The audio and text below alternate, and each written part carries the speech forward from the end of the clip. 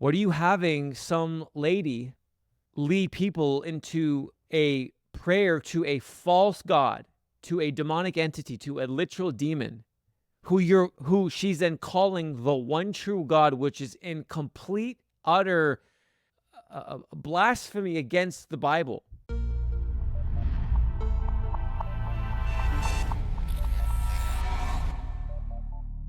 Hey, what's up, everybody? Welcome back to another video. Hope you're all doing awesome today. So in this video, I want to look at something that occurred at the Republican National Convention that just took place a few days ago.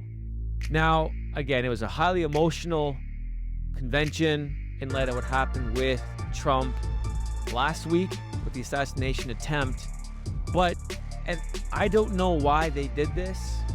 I don't know if they were trying to get votes from certain people or what the motivation was, but they had this lady who led tens of thousands of people that were there and that were watching online into a prayer to a literal demonic entity, to a demon.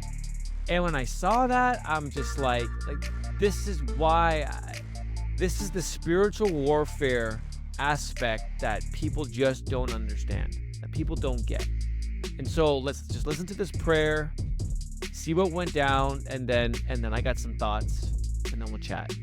Check it out. Dear Waheguru, our one true God, we thank you for creating America as a unique haven on this earth where all people are free to worship according to their faith.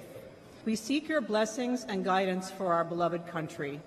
Please bless our people with wisdom as they vote in the upcoming election, and please bless with humility, honesty, skill, and integrity all those who conduct the election. Finally, we thank you for the Chardli Kala spirit that we have witnessed in President Trump.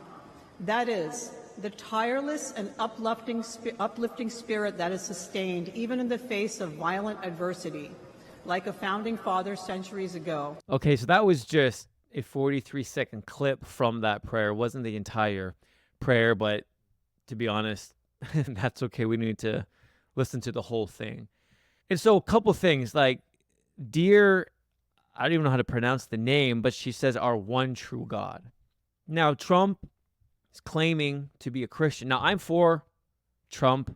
I'm Canadian, so I'd be on the conservative side of things. If I was American, I would definitely be Republican.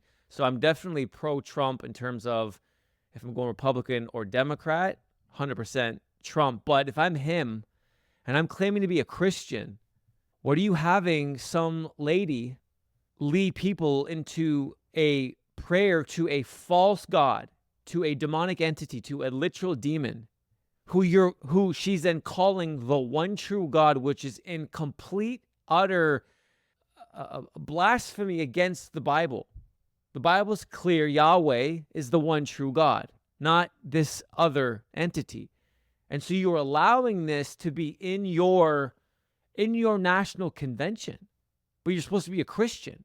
And so you're sitting there in agreement with this woman leading the prayer to some false entity. And then at the end, she says that he's filled with this, again, Sardakala spirit. So then that's another entity going on there. And she's claiming that you are filled with this spirit. And so for right off the top, I don't understand why you would give the okay to this. Now, again, maybe your team is pressuring you. Hey, you need more votes. You need to reach a new demographic of people. I don't know. So you allow this, which, again, I don't think is right. And if I was running, I wouldn't do that. But maybe that's why. I don't know. But regardless of that, doesn't matter if you're Republican or Democrat. What is going on here is you are literally opening yourself up and opening the environment around you to these demonic entities to have influence. This isn't some just innocent little prayer from another religion, and it's nice to get a variety, because she in the prayer said how it's America's an awesome place because we are free to worship, or we are free to pursue our own religions and worldviews. Okay, fine. But that doesn't mean you have to welcome that into your national convention, have them up on the stage and let a literal, some people suggesting that she's a witch, lead a prayer that's going to literally go around the globe to a demon. Like, I don't understand why, but the ramifications of that are huge. If we could just take a moment and see in the spirit realm of what, when that prayer happens, when prayers like that happen, when people are praying and worshiping a false entity, a demonic entity, if we could actually see what's happening in the spirit realm, what's surrounding people, what, it would shock you, it would terrify you, and you would never do it again. Like, this is where it's not a game. This isn't about just getting votes. It's not about just appeasing more people.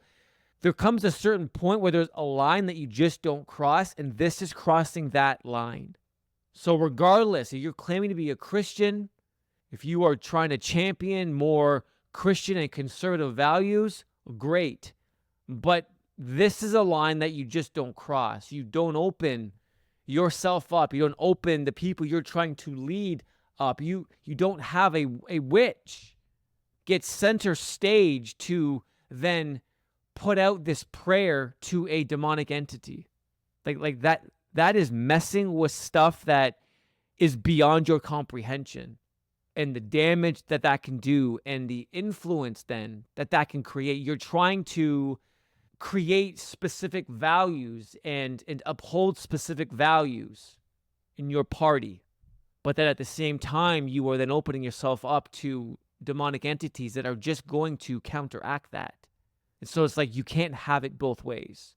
And so I see this prayer, and the fact that it's allowed is shocking, but the damage that it can do and the spiritual aspect of it is just goes completely under the radar.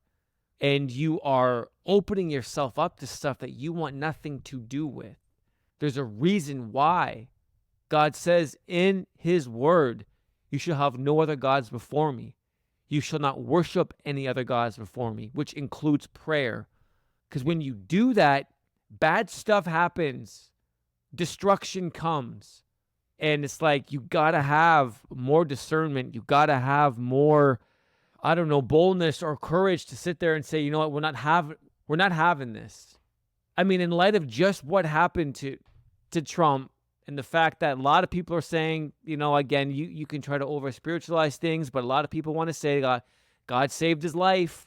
If that was in fact what happened, if you think it was the hand of God who saved your life, you're going to then a week later at your national convention have a witch lead people into a prayer. It's just, again, I don't understand that, but you can't open yourself up to the demonic realm. You can't do it.